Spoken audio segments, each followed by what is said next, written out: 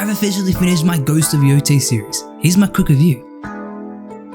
Ghost of Yotei is a bold new chapter set 300 years after the events of Tsushima, following a haunted mercenary named Atsu on a relentless path of revenge across northern Japan. Set within the wildlands of Ezo, the game blends cinematic storytelling, intense combat, exploration, and a beautifully atmospheric open world into a standalone experience within the Ghost saga.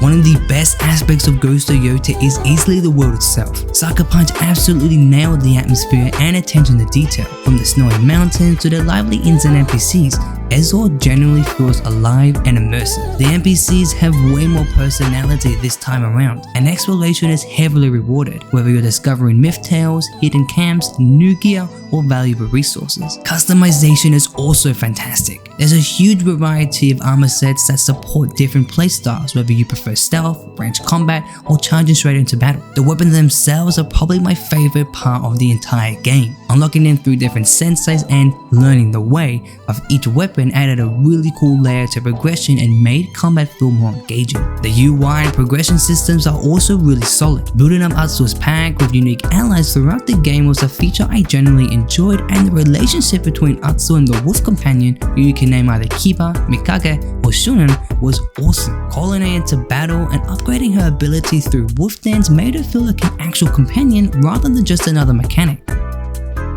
However, the biggest issue for me was the story. While the cinematic presentation, bosses, and overall concept were great, I just wasn't nearly as captivated as I was with Ghost of Tsushima. Tsushima generally felt like playing through a movie with side tales and characters that constantly added depth and made me excited to continue progressing. With Yotei, I often found myself more excited to unlock new armor, weapons, and skills than actually continue the story itself. Combat was another mixed area for. The weapons, animations, and techniques are all satisfying, but Sucker Punch changed a core part of what made Tsushima's combat so smooth and rewarding. The delayed glint attacks during parries and dodges made many boss fights feel more frustrating than enjoyable, especially since the game relies so heavily on combat. In Tsushima, combat felt fluent and precise. In Yotei, some fights just felt unnecessarily annoying because of those delays.